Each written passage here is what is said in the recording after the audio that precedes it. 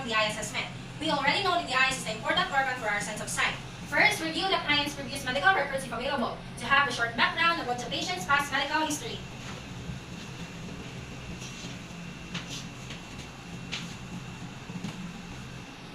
Determine the scope assessment needed. Prepare necessary equipment. Conserve the time, energy, and also in this procedure, all I'm gonna need is a Snellen chart and of course, my pen light. So next, to perform hand washing to protect my patient and myself from infection and cross-contamination.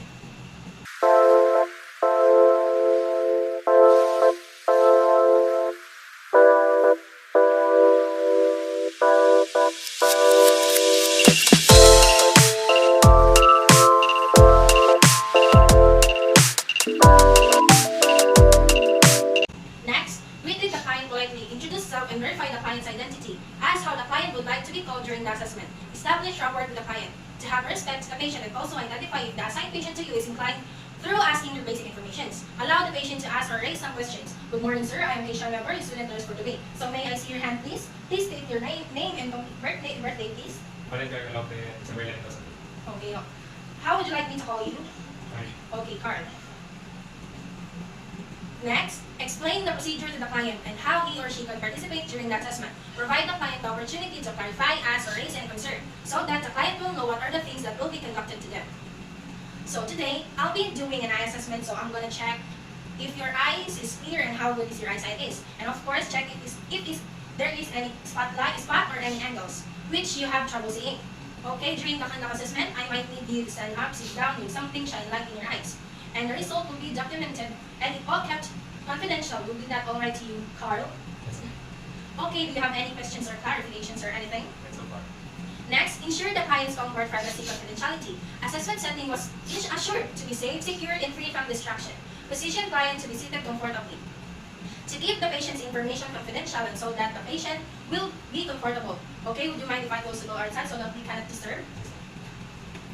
Are the temperature okay to you and you are feel comfortable here? Yes, Okay, let's begin the assessment. But first, check the use of any visual aids prior to starting the test.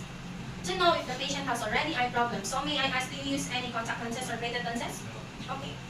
Have the client stand 20 feet or 6 meters from the Snellen or each chart over the eye being tested and ask him or her to read each line until he or she cannot decipher the letters or their direction. To the test subject sees the same line to the letters at the 20 feet that person with normal vision sees at 20 feet. So now I'm gonna ask you to stand up, Sir Carl. Okay? What I need you to do is that take this hardboard, cover your right eye first like this, and okay, read the Snellen chart up until you can read or see, okay? Yes, ma'am. And then after doing that, the right eye cover, you have to do it again with your left eye. For the third part of the procedure, I need you to read the letters both eye uncovered. Is it okay to you, Carl? Yes, ma'am. Okay, here, cover your eye, and start with EFP, TOZL, EED, EECFD, EDFCGP, EFELOPZD, DEFPOTEC, LEFODPCP, in your right eye. EFP, TOZ, LDET, EECFD, EDFCGD, FELOPZD, DEFPO, DET,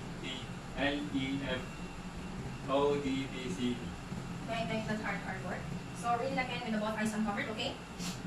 Start. EFPTOZL, PED, PECF, DED, FCZ, FELOPZD, DEFPOTEC, LEFODPCP. Okay, so that's good. So you can sit back now. Record the readings of each type and both eyes. The smallest line from the which of a person is able to read 1/2 or more than of the letters. To now have a documentation about the assessment performed.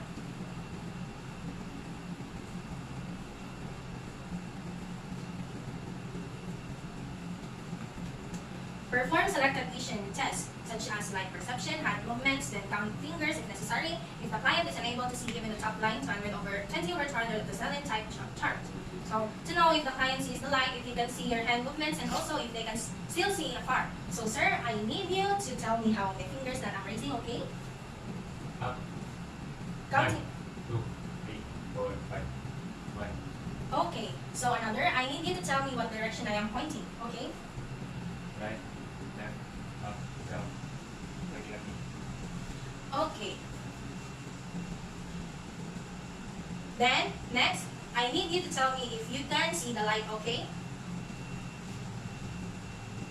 Where is the light coming from? Left. Here? Right. Again. Left. Up. Down. Face the patient directly at a distance of 60 to 90 cm or 2 to 3 feet.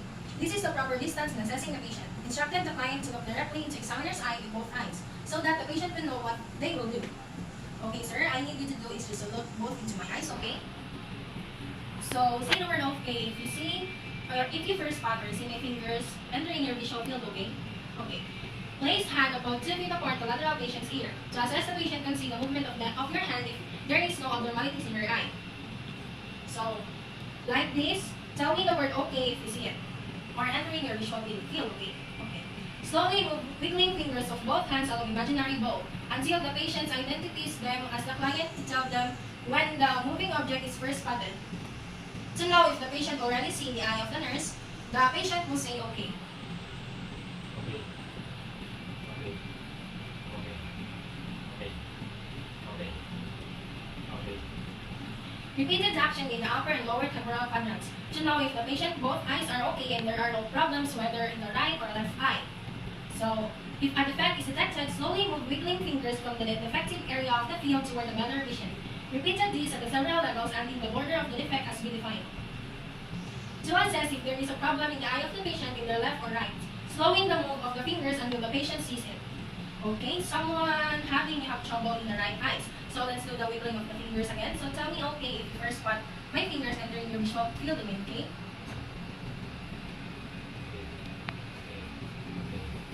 Tested other eye for an accompanying defect to know if the under eye has a defect or not. So let's do it again with your under eye. Is it okay to you, sir?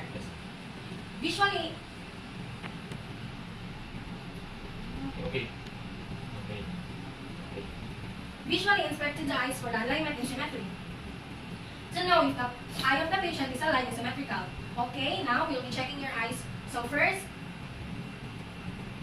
I see your eyes symmetrically and aligned. Next, inspected the eyebrow of your hair distribution and alignment of the skin quality and movement. To know if the eyebrows of the patient is distributed evenly and there are no abnormalities in the eyebrow of the patient. So your eyebrows are definitely distributed and slightly arched, so you can raise your eyebrow from this and like this. Next, again. Okay. Inspected the eyelashes for evenness and distribution in direction of curl. To know if the curl of the eyelashes is normal or not. So your eyelashes is evenly distributed and both curls are slightly upward.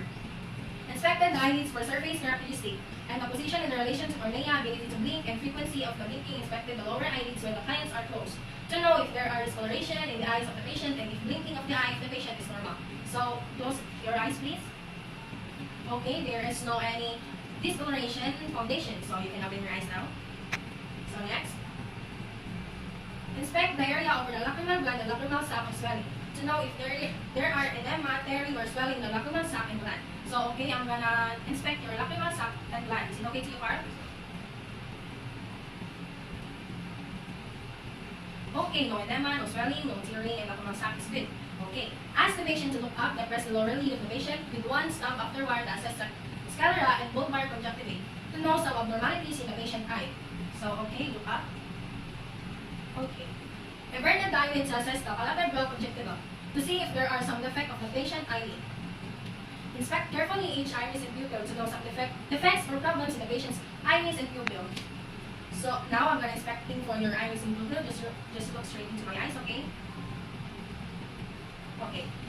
Inspected the cornea of the lenses, opacities, clarity, and texture. Shown a pen line from the side toward the eye, shown a pen line and an oblique. Angle to the eye, and move the line slowly across the corneal surface and ask the client to look straight ahead while doing so. To know if the cornea and lens of the eye has opacities. Okay? I'm going to use my pen line to check for the cornea and lenses of opacity. Okay?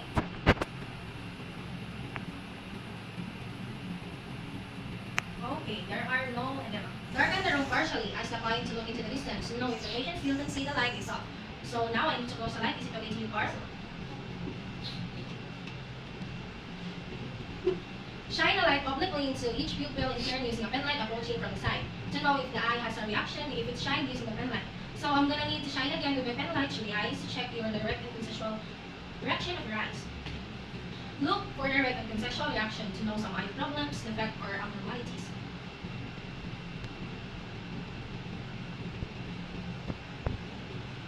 Okay, very good. So what I did is that I shine a light in your eyes in left or right.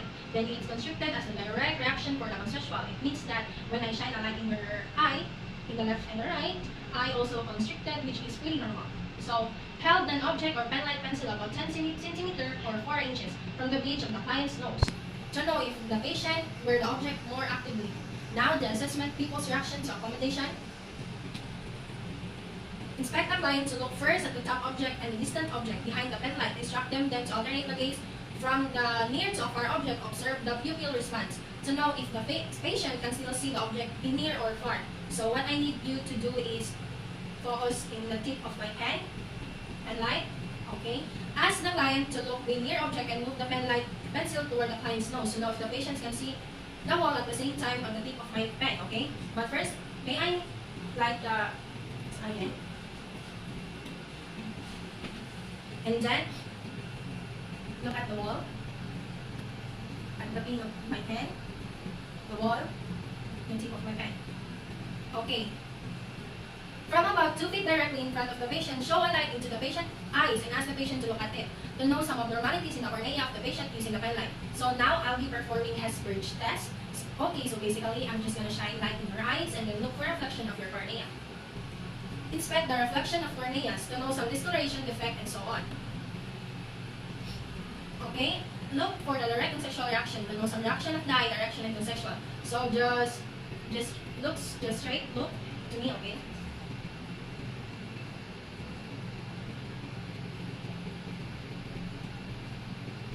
Next, stood 2 to 3 feet in front of the patient to know if the patient can see the object that I will be moving using the eye without moving their neck, only their eyes.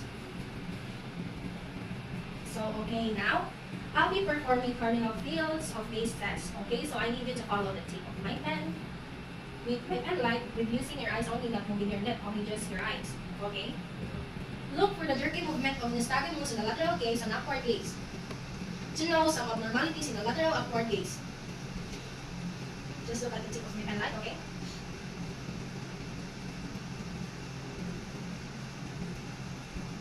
Okay. Next, watch the ring of the sclera between the upper lid and the iris as the eyes move up and down to know some scleral defects.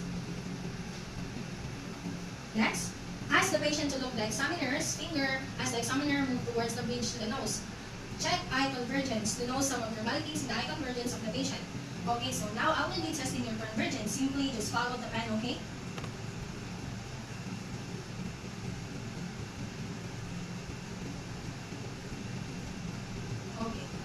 Summarize the information obtained during the working phase and discuss findings the client discussed with the client possible plans to resolve health concern if present so that the patient will know what are the overall results in the assessment performed. Okay, now, Carl, I'm going to sum up everything that we've covered. So for your visual activity, when you were reading the Snellen chart, the result was your right eye vision is 20/25. Okay, and then your left eye is 20/30. And the both of your eyes is over at 20/20, which is okay. For your visual field, the one which I did, I was wiggling my fingers like this, and then you said, okay, if you spot my fingers and in your visual fields. So your upward field is at 50 degrees, downward field at 70 degrees, and your nasal field at the 50 degrees, which is normal. So for the inspection of the eyes, they are aligned symmetrically, evenly distributed, your eyebrows, so arranged, and your eyelashes is normally curled upward. And for the eyelids, skin is intact, lids flow symmetrically, no discharges, no discolorations, and we have normal blinking, which is at 15 to 20 blinks per minute. When I was inspecting your lacrimal sac and gland, there was no edema, tenderness, swelling, or tearing. Sclera is a white, which is 1 is your bulbar conjunctiva, 2 is good. Iris and pupil are both normal, no opacities, and the pupil is at 3 millimeters, which is normal too. Your pupil accumulation is normal to one which we did. Then we are looking at the tip of my pen line, which is this. Look at the wall, that's accommodation of the cardinal fields. Gaze, both eyes are coordinated, no jerky movements. So overall, everything is pretty normal. So that's all. So I need you to.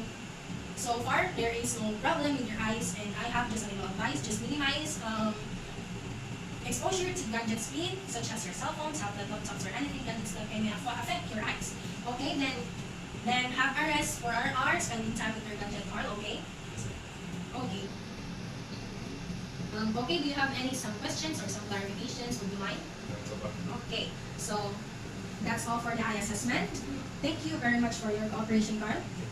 Okay, thank you.